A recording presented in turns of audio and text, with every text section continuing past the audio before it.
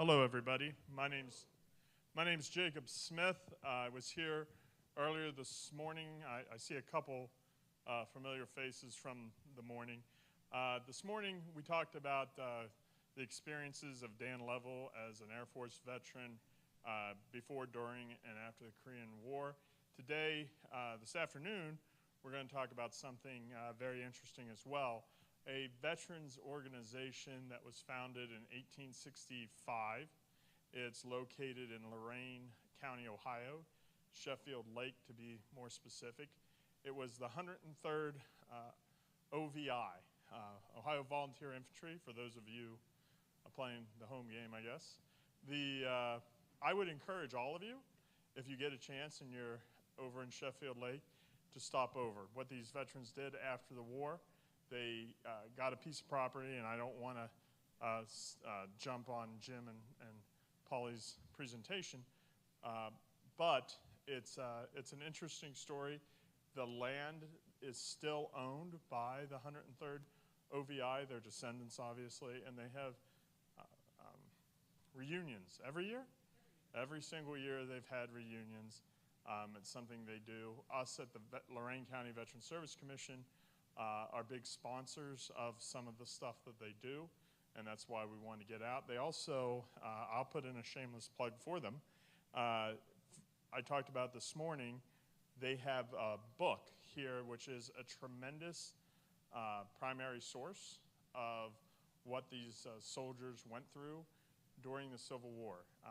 And to give a little bit of plug for tomorrow morning at 10:30, I'll have two Vietnam veterans, both of which deployed to Vietnam, and they will be talking about what their experiences were.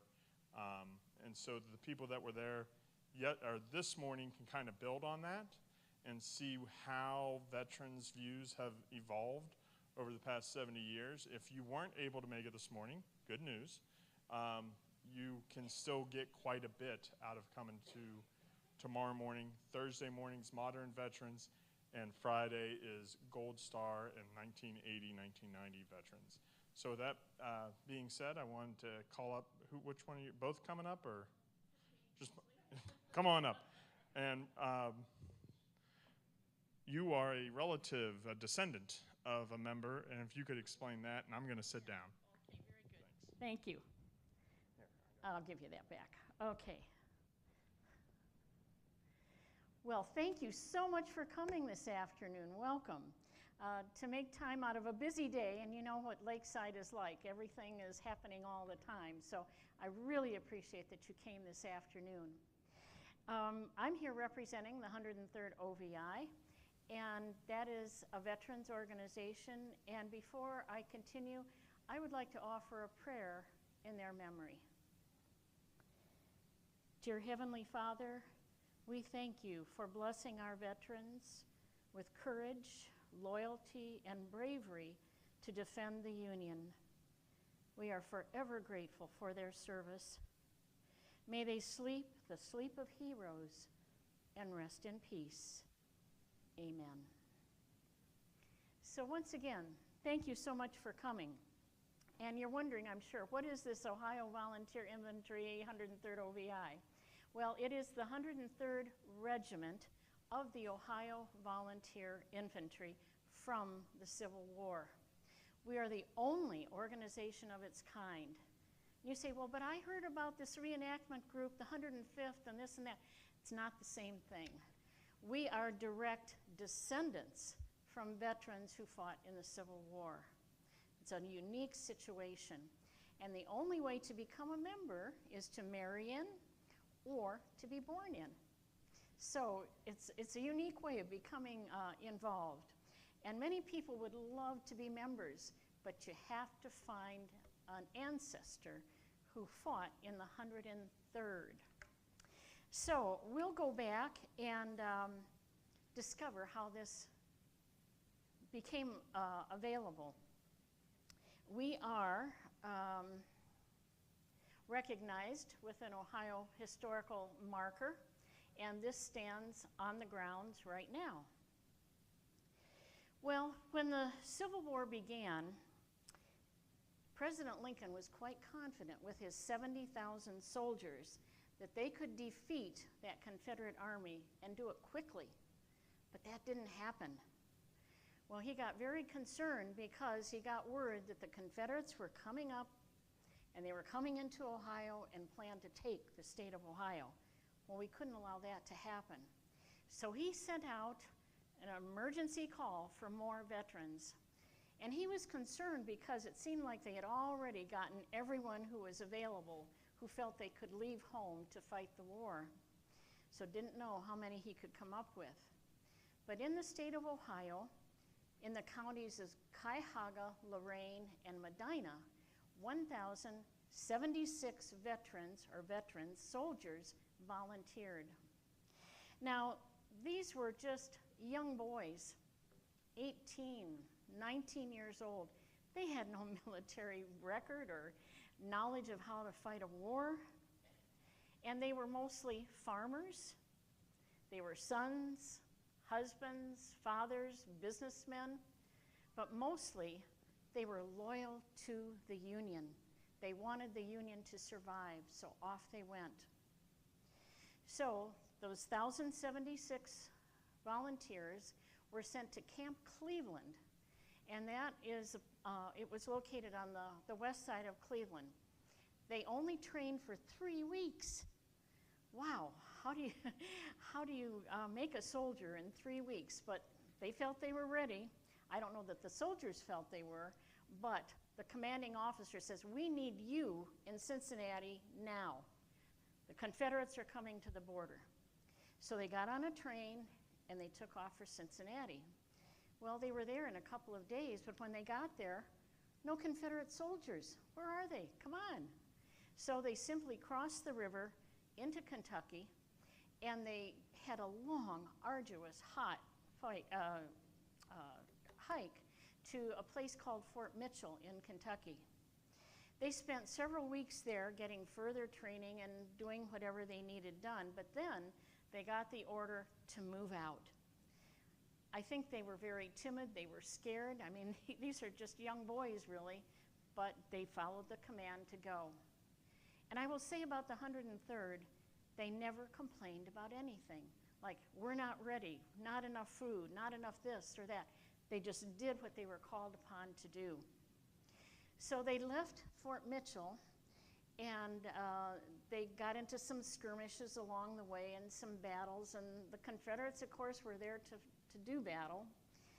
Eventually, they came to Frankfort, Kentucky, and they had had a rough time this whole way.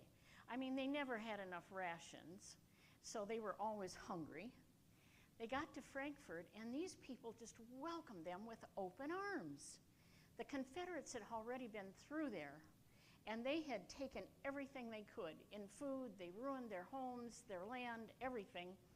But when the 103rd came, these seemed to be decent men. They welcomed them with open arms. They invited them into their homes for meals. They even took food out to their camp. They really developed a wonderful relationship with the people from Frankfort. They were there at Thanksgiving time, and the townsfolk actually brought a full Thanksgiving dinner out to the camp. These men were thrilled. You know, they're homesick. They're not getting a Thanksgiving dinner from home, but the food they brought was so much like what they would have had if they were at home. They were thoroughly grateful. Well, it wasn't long after that that they were ordered to move on. It seemed like they just get settled in, and then the higher-ups had time to go. So they went through all kinds of terrain. There were no roads, no bridges. So as they traveled, they had to build roads. They had to build bridges. And many times it was wet and rainy. It was terrible conditions. But they didn't complain. They got the job done. Well, after quite some time, they arrived at another location, and there was a sergeant in the war, and he was Sergeant Hayes, and he was a newspaper man, and he took it upon himself to document everything that happened to the 103rd. And then he published this after the war was over. It's like reading a diary. It's fantastic information. And he wrote at this time, "The hardships of the siege now began to appear in an aggravated form. The weather continued cold and disagreeable, and with scanty clothing and meager rations, the troops suffered greatly. Little clothing had been issued to us since we left Kentucky, and the troops, in consequence, were in a destitute condition. It was no uncommon thing to see men going about over their frozen ground in the performance of their daily duties, with their stockingless toes protruding through huge gaps in their shoes, with the legs of their pants worn off up to the knee, and nothing to protect the lower limbs except their army drawers, and with their bodies shielded from the cold winds and frosts of November only by a threadbare shirt and a well-worn and perhaps sleeveless blouse. Provisions also became very scarce. The limited supply on hand at the beginning of the siege had gradually diminished until now it was nearly exhausted. At no time since we had entered Tennessee had we received more than half rations, and now this meager supply was cut down to quarter rations, and frequently to less. The men found it utterly impossible to live on this allowance, and hence were obliged either to look out for themselves or to starve. Well, they put in long, hard days, and at the end of the day, they just wanted to rest, let us sleep for a while. But many times they weren't allowed to try to get some rest until midnight, and when they did go to bed, they were hungry, they're starving. There was not food for them. Sometimes they go out into a cornfield and try to glean some corn, but the Confederates had already been there, so it was mostly gone. If they found a few kernels, they didn't let it go to waste. They brought it back, ground it up, made it into cornmeal, and then they made little cakes out of it. So if you can imagine giving your utmost physically, emotionally, mentally, and then you can't even have something to eat to nourish your body. And at night, it was cold. Everyone was issued a blanket in the beginning, but those blankets became threadbare too. And there's a soldier that tells a story that he woke up in the middle of the night. He was just shivering head to toe. He could not settle down. He was so cold. And he looked for his blanket, and it was gone. Well, he looked around, thought, I'm going to find a blanket. So he sat there for a while until he found someone sound asleep, and they had a blanket, and he thought, I'm taking it. And he did. He took it back, wrapped it around himself as tight as he could, and tried to settle down, and eventually got to sleep. He felt so much better. It wouldn't be cozy and warm like sleeping at home in your own bed, but it was at least a little bit better. So the war progressed. They got into many, many skirmishes, battles, and they finally got word that Sherman was going to take Atlanta. That was his goal. And the 103rd was supposed to pave the way for Sherman to get there. Fight all the battles you can so he can just march on in. Well, they did that, and they came upon Resaca, Georgia. And this turned out to be a major battle. The Confederates were already there when they arrived, and this was a very open piece of land, huge, lots of green fields and rolling hills, and when they came over the ridge, there were the Confederates waiting for them already, lined up. Wow, that took them back a bit. They weren't ready to fight, but they had no choice, and they started to do battle. And what a battle it was. It lasted for several days. This was a major battle in all of the Civil War. The 103rd had a color guard, and the color guard's job was to protect the regimental flag. Martin Stribler was in charge of that flag. He was a tall man, 6'4", strong, burly, but a very kind, compassionate man. His men loved him. It was his job to protect that flag, and at all costs, he was determined to do that. Well, they got caught up in a major siege. Stribler was hit, and he went down. As he went down, he grabbed a hold of that flag. He wasn't going to let go. But it was too late for him. One of the other guardsmen saw what happened and rushed over to Martin, wanting to save him, but it was too late. But he saved the flag. He grabbed up the flag in his arms and carried on. This happened several times until the whole color guard was gone. But they did save the flag. And today, we can be proud to say that flag flies in the Historical Society in Columbus, and those bloodstains are still on that flag, a remarkable thing to see. So Martin Stribler was a real hero, and his men loved him dearly, so they wanted to help him all that they could. Well, when that battle was over, neither side could claim victory. The Confederates lost 3,000 men. The 103rd, or the Union lost 3,000 men. So it was devastating to both sides. But the 103rd still had to march on. They had to prepare this way to Atlanta. So they left where they were in Resaca, and they marched on. But in a short time, they found out that Atlanta had already been taken. Sherman was already successful. So they didn't have to go all the way to Atlanta. And this meant the war was over. Now, the word on that did not spread immediately. It took a while. But they knew this also meant they could go home. They had signed up for 3 years' service, and now they could go home. These are homesick young men. They're tired, they're hungry, they're completely worn out.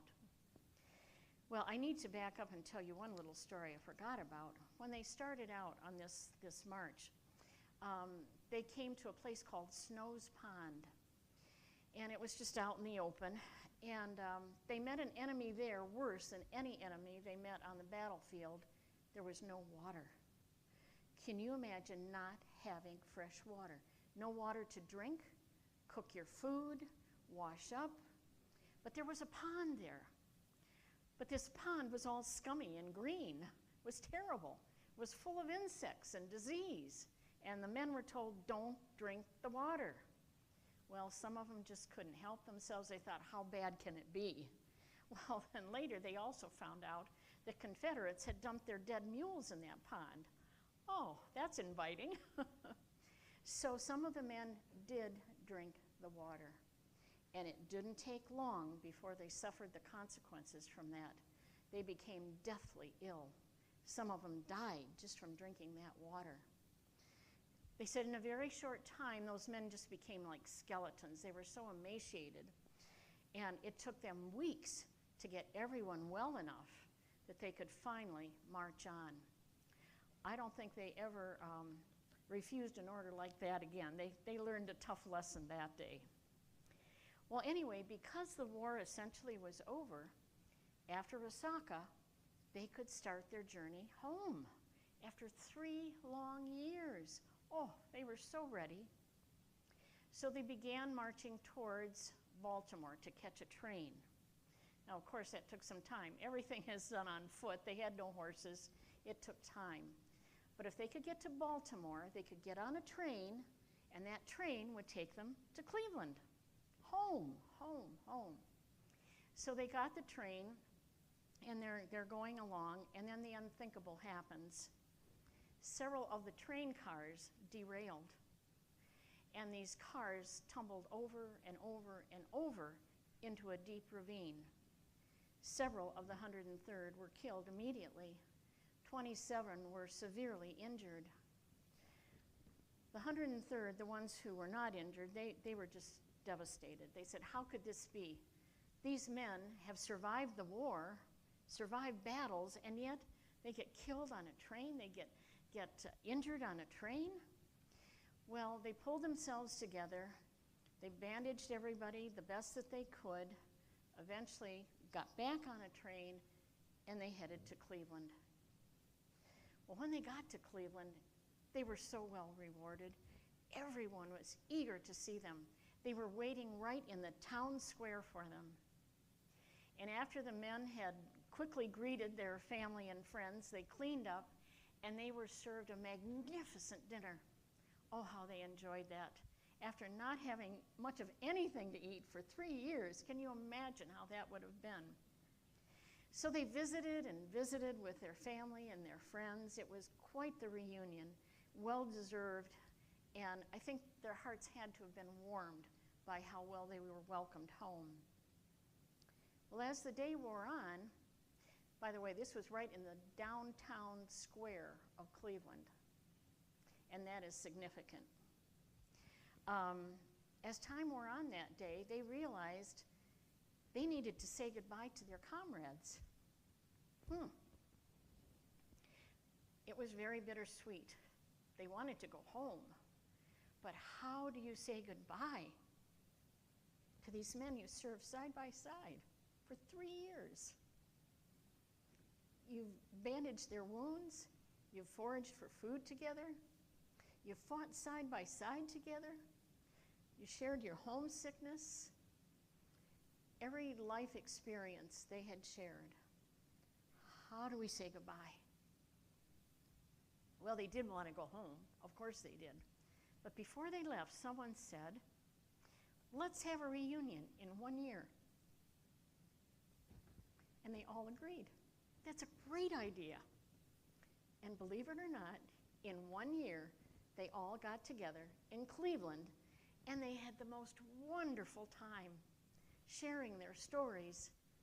You know, part of their fear was when they went home, who would listen to them? Who would understand what they'd been through? And they needed to tell their stories. So they spent a whole day doing that. And at the end of that day, they said, let's do this again next year. And they did. They got together again the following year. This went on year after year after year. And these men lived for this day to be together. Now, in the beginning, it was just the veterans. And then they decided, we need to invite our wives and our children, and the women can do the cooking, brilliant idea, and the children will be our entertainment. They'll bring some life and love to the whole situation. So from then on, the wives and the families were invited. In years to come, that group of descendants would be called the sons and daughters of the 103rd OVI. Well, they met year after year after year, but having to go place to place to place to place, they never had one place they could count on.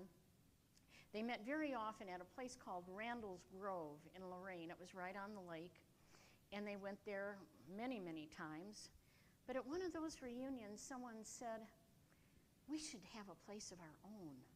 We need some land that we can count on, that we can go back to every year. So they started looking, they started thinking. Well, they found this plot of land on Lake Erie, on Lake Road in Sheffield Lake, Ohio. It was 4 acres, and it was a farm. It was ideal, but it was $3,000. They didn't have a penny. So they said, how can we do this? We need to do this. Well, they formed a company, and they sold shares of stock to each other for $5, and they raised the $3,000 amongst themselves. Oh, what an accomplishment that was. Well, the next year, this was in 1908, the next year, they had their reunion on these grounds. This is what it looked like when they bought it. That's the old farmhouse, and it's a long driveway, but wonderful big trees. And they loved being there. So they met there. There was a lake bank, and we all know how wonderful that is, especially on a hot summer day, and the big trees. Now, out on the lake bank, you can see to the left there, right there, is a cannon. After the war, one of the veterans was authorized to purchase a Civil War cannon, and that cannon still sits on the grounds today. You can see there's a steep cliff, and eventually piers had to be built to protect that cliff. We know about that in Lakeside, don't we?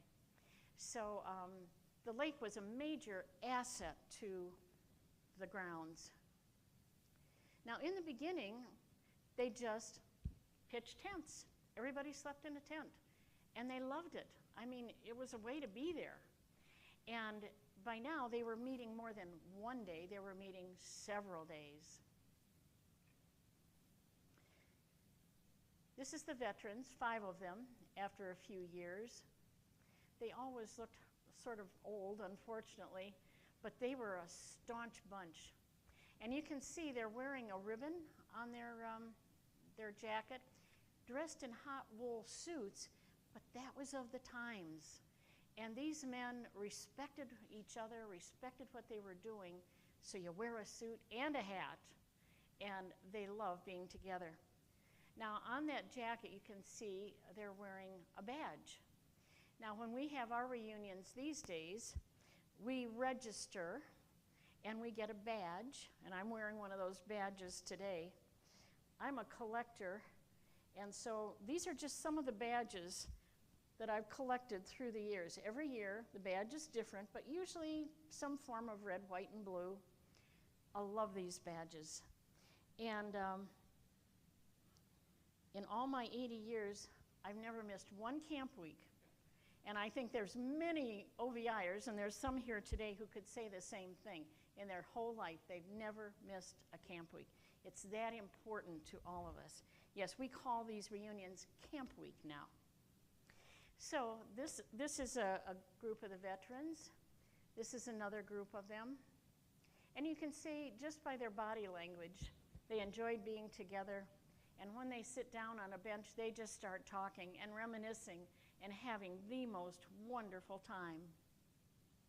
Eventually, they formed an OVI band. And on the drum, you can see it says S&D Band, Sons and Daughters, 103rd OVI Band. They had a good time when they got together. Why, the young people were full of mischief, and they would plan programs and just do all kinds of fun things. This is a larger group, and you can see the reunion is growing. It's not diminishing. These men would do anything to be at these reunions.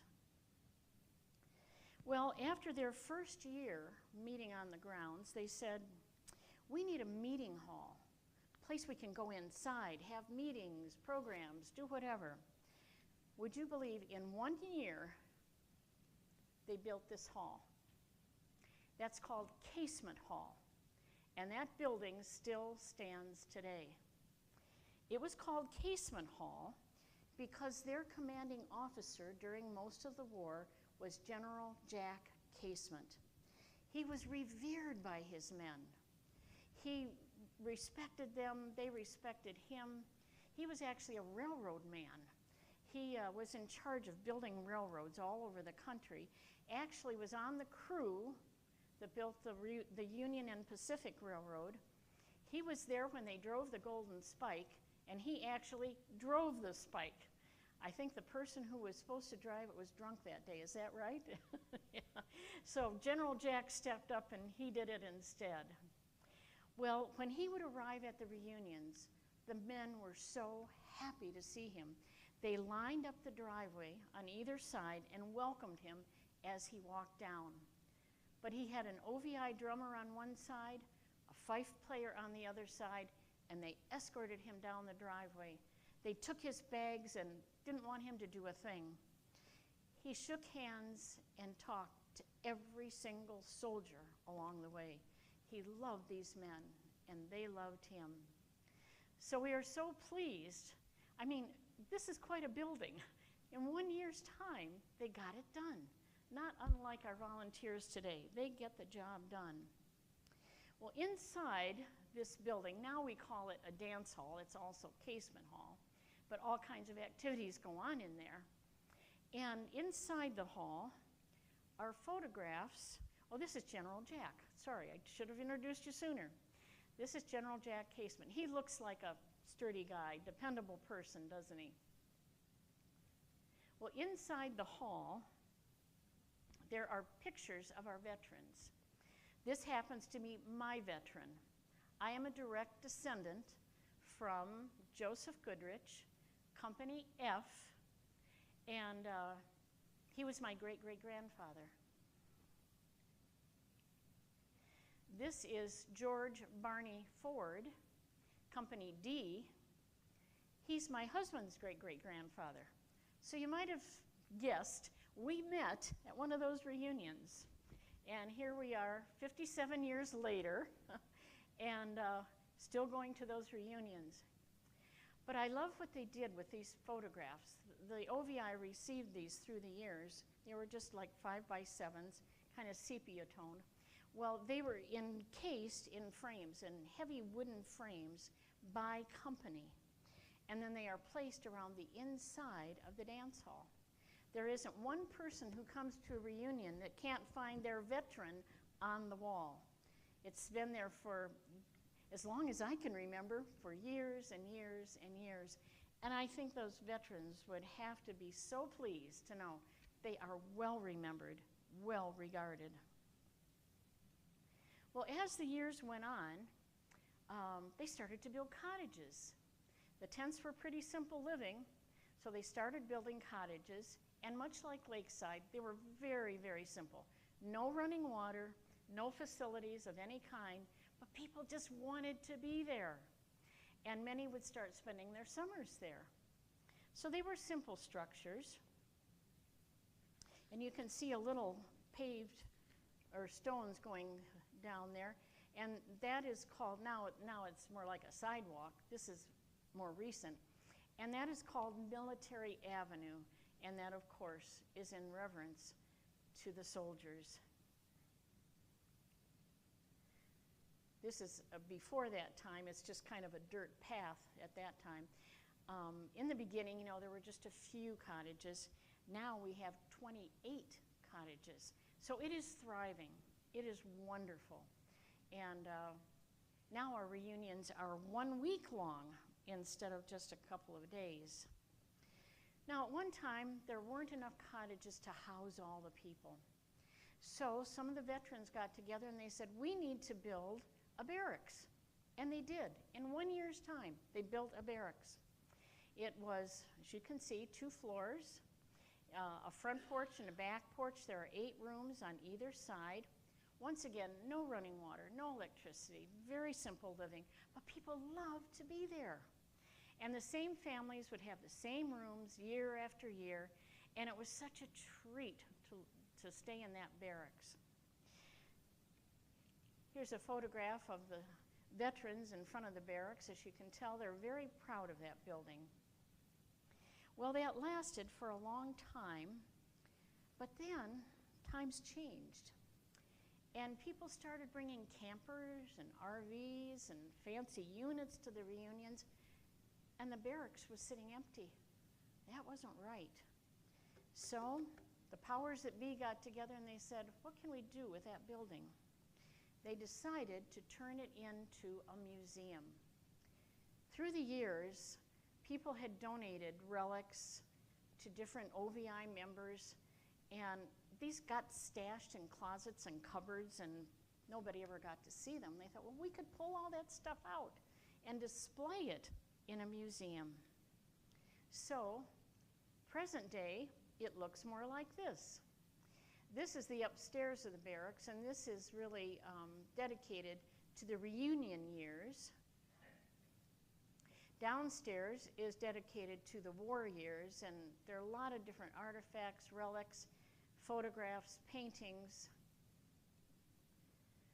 There's a picture there in the middle of the veterans, and it's an impressive picture, photograph.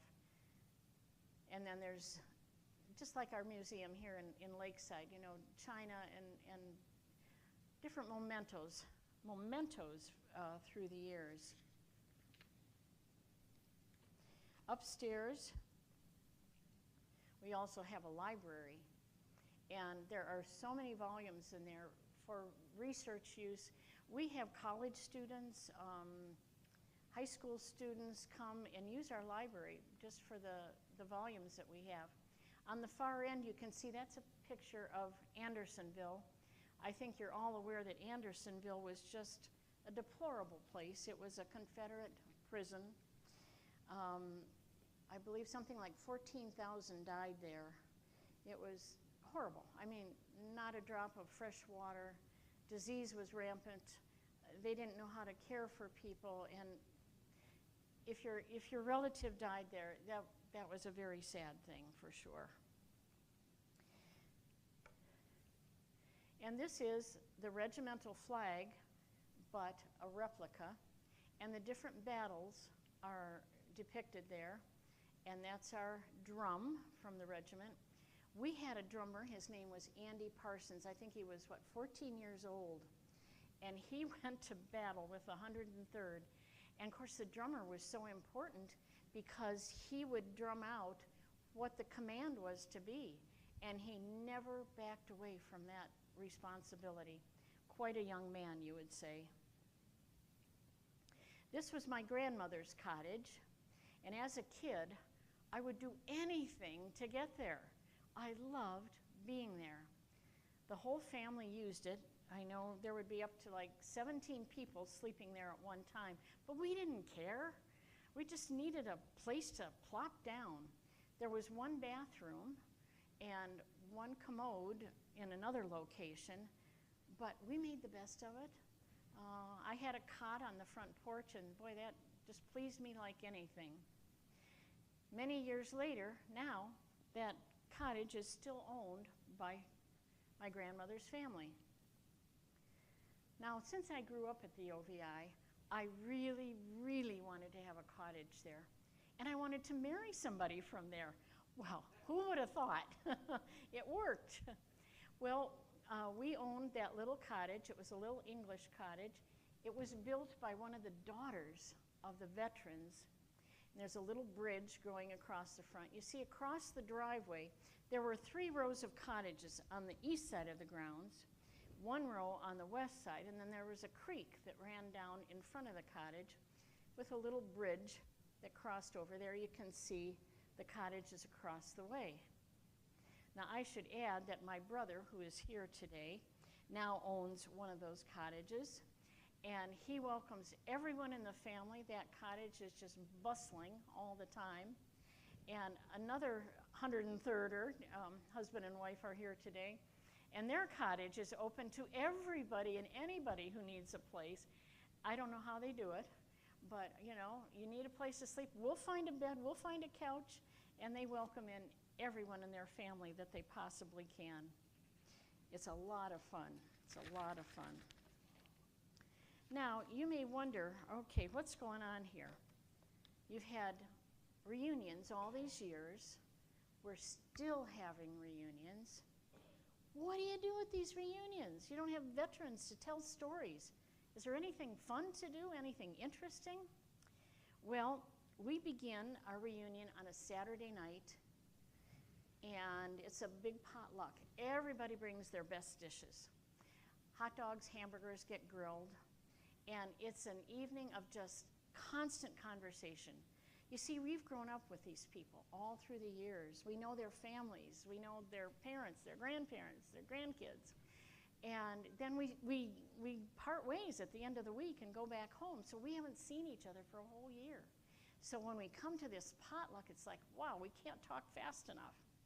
So that's Saturday. On Sunday, well, eventually, a big dining hall was built and a kitchen.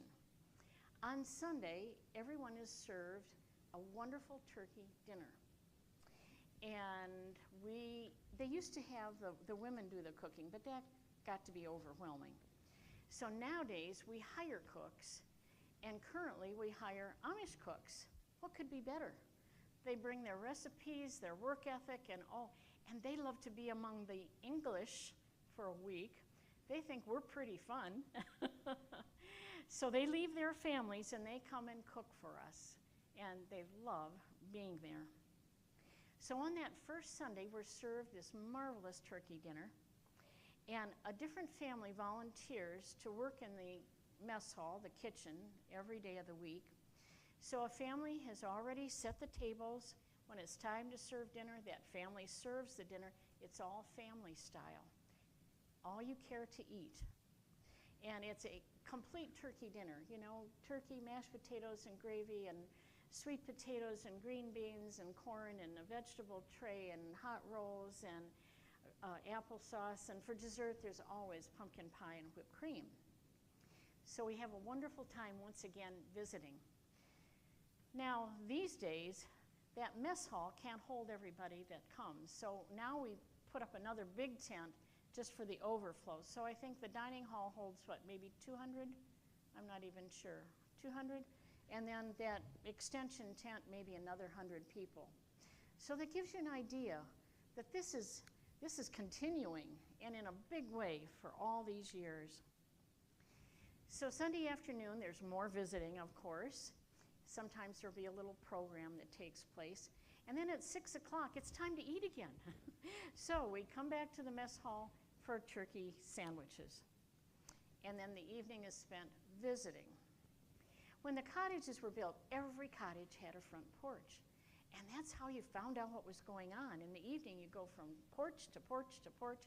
What was new today? What's new in your family? I won't say there was gossiping going on, but you just had to find out the news. So those front porches were vital.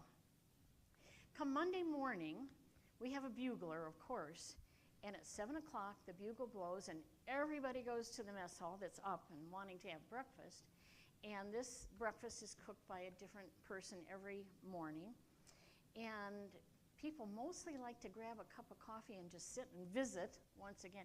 You think we'd be talked out, but it never ends. At 10 o'clock, the bugle blows again. This is for Children's Hour. We have time devoted every morning for the children. And we have a lawnmower, a giant riding lawnmower, and there's a cart attached to the lawnmower. And this, we call it the OVI train. It goes around the campgrounds picking up kids for Children's Hour. They love it. And it's a way to get them up and going and out of bed. So they spend the morning together learning songs, playing games, making crafts. They learn about their veterans. They practice for a program which they'll present on Saturday night. At 11 o'clock, the bugle blows again, this time for church.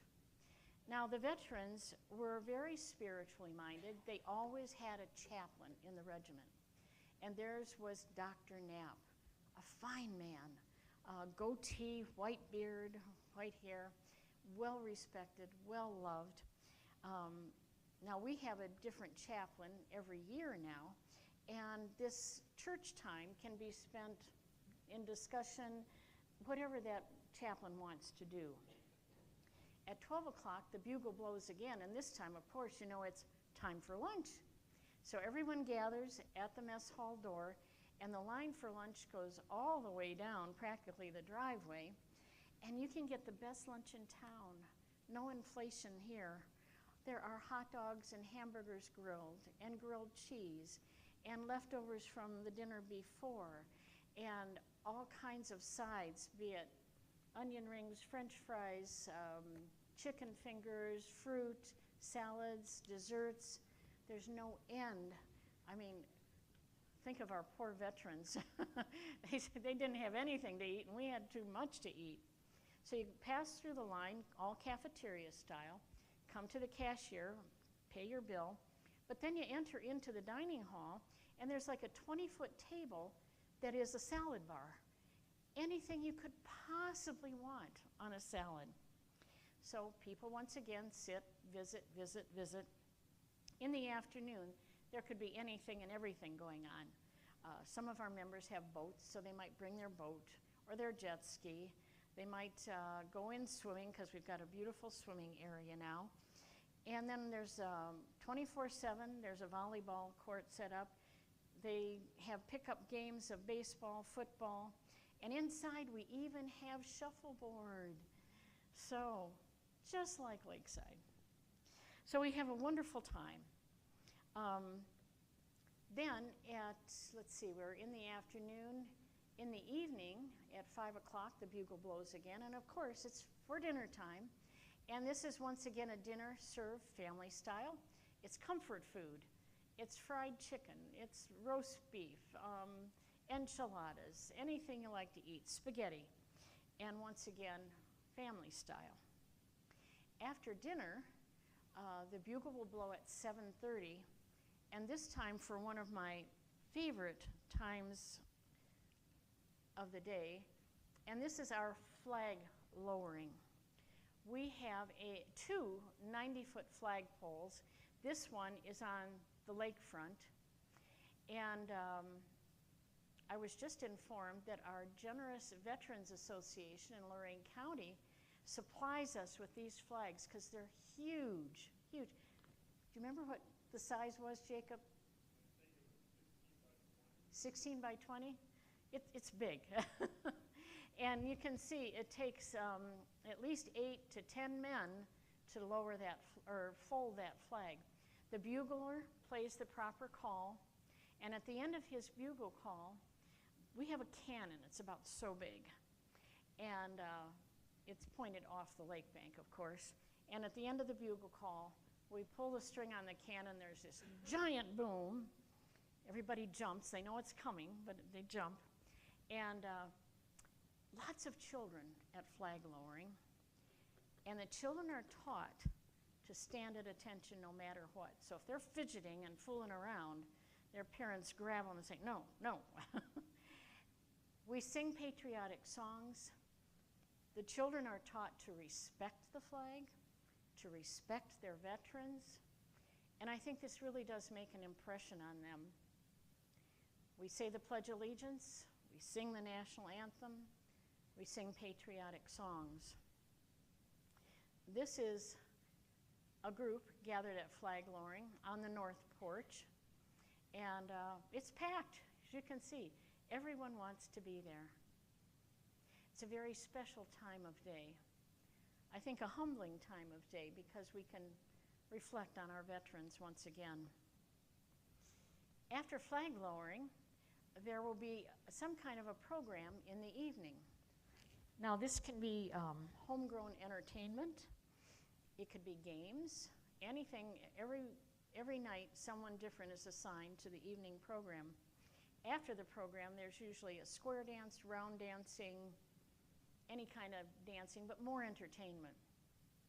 Now, one of the focuses of the week is our candy stand. You could equate that with going to Maryland's. We have like a large cubby hole in the dance hall, and this is a candy stand where you can get any kind of pop, ice cream, candy, chips, the list goes on, and all for a very reasonable price. It opens from 2 to 4 in the afternoon, and then just before the program in the evening, and it stays open till maybe 10 or 11 o'clock at night, and it's always busy. I mean, you would think after having big meals, nobody would want to go to the candy stand. They're lined up, waiting for it to open. Please, please. So that kind of finishes off the day. Every day it's the same routine, except on Thursday, this is our Veterans Day. And on this day, we pay special reverence to our veterans, our current veterans as well. They're given primary seating during the meals. They are honored at flag lowering. They're called up and we give what service they gave, where they served, and when they served. And then in the morning on Thursday, sometimes a group will go downtown Cleveland to the Soldiers and Sailors Monument. If you've ever been downtown, you've probably seen it but didn't know what it was. There was a Levi Schofield who fought in the 103rd. He was an architect, and he felt that the 103rd needed to have a monument dedicated to them. So he designed this monument, and this is the color guard at Resaca. And you can see the regimental flag there, and what a terrible battle it was. Men had fallen all over. And at this Soldiers and Sailors Monument, inside, in the basement, every name is listed from the 103rd. By the way, there were 230 regiments in Ohio that stepped forward when Lincoln didn't know if he could get a soldier. I mean, the 103rd wasn't the only one. There were 230 other regiments. So the rest of the week goes on. Saturday night is always special because everybody stays up until midnight for a hot dog roast. And this goes back to the first reunions. That was tradition, that there was a big bonfire on Saturday night and they roasted hot dogs. On Sunday, there's a big meal at 1 o'clock again. And then at 3 o'clock, we have our final flag lowering. This is a tough time because everybody goes home. And we know it'll be another year before we see each other. This flag lowering is really special because new officers are elected for the next year, so we meet who the new presidents are. And we sing God Be With You Till We Meet Again. And many people are sitting there wondering, will I be back? After the singing is done, we play taps, and they waft along the lake bank and over the lake and echoing. And it's a very somber, solemn sound. But that signifies the end of Camp Week.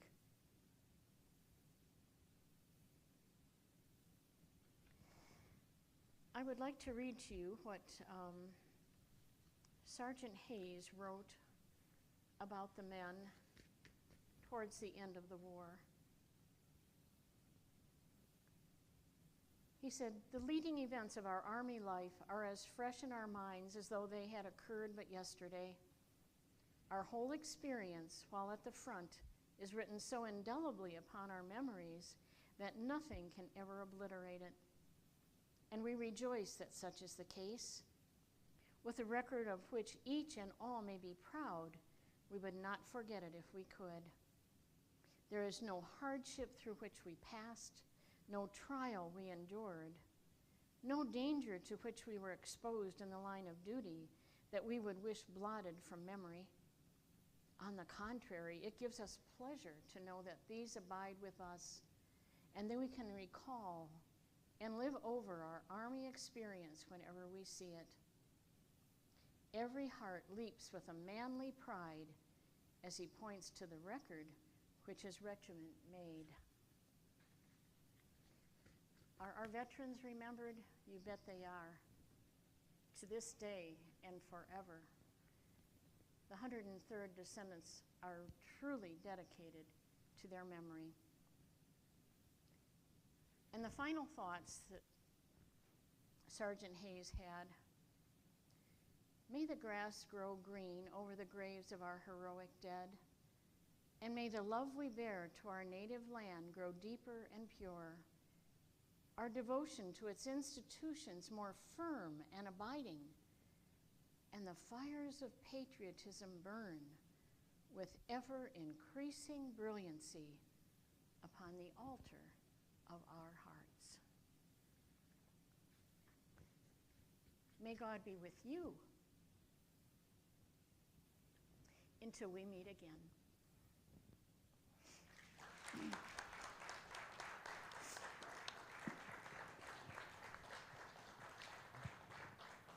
I have one more photograph for you. This was taken at our 100th reunion. That was in 1988. And as you can see, it's ever flourishing. All of these people are still, not all of them, but most of them are still coming and will continue to come through the years. Now, something I'd like to share with you today, at the end of the war, the veterans decided that they should write their own stories, and they did. So this isn't through someone else, this is them telling their story. They published those stories in a book, and it's called The Reminiscences. It's in its third publishing, and we have, these are the latest copies here today. It is $35, but if you want to get a true taste of the war and the experiences, there's some entertaining things too, but very informational. So we have some of our OVI members here today who can help you with these books, and they can answer any questions you have. Now, twice a year, we have pancake breakfast, and that's to help us survive. So the next one is coming up on September 15th, and let me tell you, you will never have a better pancake in your life, and you get to sit in the mess hall and the dining hall on Lake Erie and enjoy those pancakes, and you can visit. This is a flyer about our Civil War Museum. Now, we wish it could be open every day, but we just don't have the manpower to do that. But on the third Sunday in June, July, August, and September, you can visit it. We'll be there. And on the days of the breakfast, you can visit. So stay as long as you like, but we'd really love to have you come and see us. So those flyers are available for you as well. Okay, any questions? I talked too much, there couldn't be one question. Nothing I forgot to tell you. My OVI friends, do you have anything to add? Yes? Did you pick out the house for the husband first? Oh, well, I think the house, actually. But he happened along at the right time. Yes? What's your organizational structure? I mean, how do you make all this work? Well, it's all volunteer. Goes back to our veterans. Everything is volunteer. And that spirit of volunteerism just gets passed along from generation to generation. And there's such a wonderful spirit there. People want to be involved. They want to do it. And we are a company. The sons and daughters are in charge of everything. We pay dues, so there's money coming in. We have to have fundraisers because it's a lot to keep this place going, but we do it. We do it. Yeah. Anything else?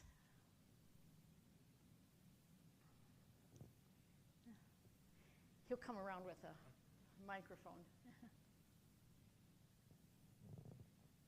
Do you have a list of all of the members of the 103rd? Well, it is compiled, but that would be with our secretary.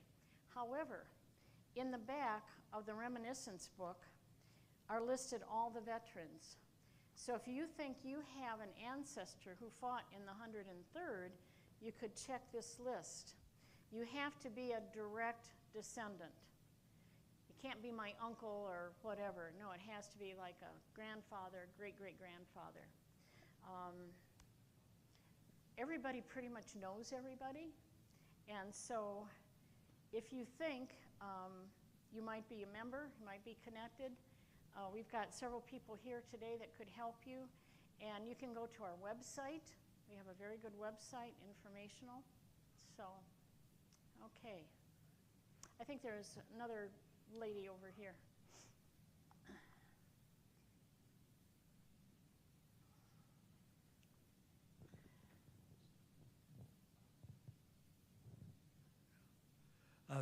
The soldiers, of course, were recruited in Ohio, and were Ohioans, but that's a long time ago. I assume that the descendants who meet are from all around the country, perhaps around the world. Can you tell us how they're dispersed? You're absolutely right. We're from everywhere now. It used to be close-knit, the 3 counties, but you know, families move away, get jobs and whatever.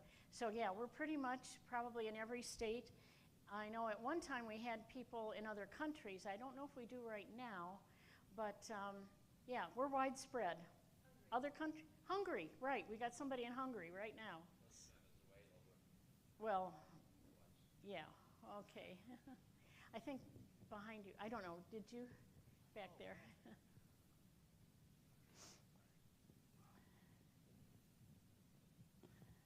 Very good. Really enjoyed that, Polly. Well, thank you. 2 questions. First, what week of the summer is it that you meet? You didn't say. Oh, it's in June, July? August. In You always August, go in the August. first week in August. First week yes. in August. Mhm. Okay. Yeah. And then, if we wanted to just drive there to see Sheffield, do we just go those 3 Saturdays you taught, or 4 Saturdays? Yes, you can do that. It's not open all the year, or, you know? No. In fact, the grounds are private. People are living there, and so we have to respect their privacy. But for the pancake breakfast, the whole place is open. And for those 3 Sundays throughout the summer, you can also go. And it's a beautiful piece of property. Jim and I are full-time Lakesiders, and we fell in love with this. It's so much like the OVI. We lived at the OVI for 43 years. So we knew it well. We raised our children there, and many of the same values and activities happen both places. So. I would say, though, a lot of people see the full business. Well, thank you very much, Polly. Well, thank you all for coming. I really appreciate you being here.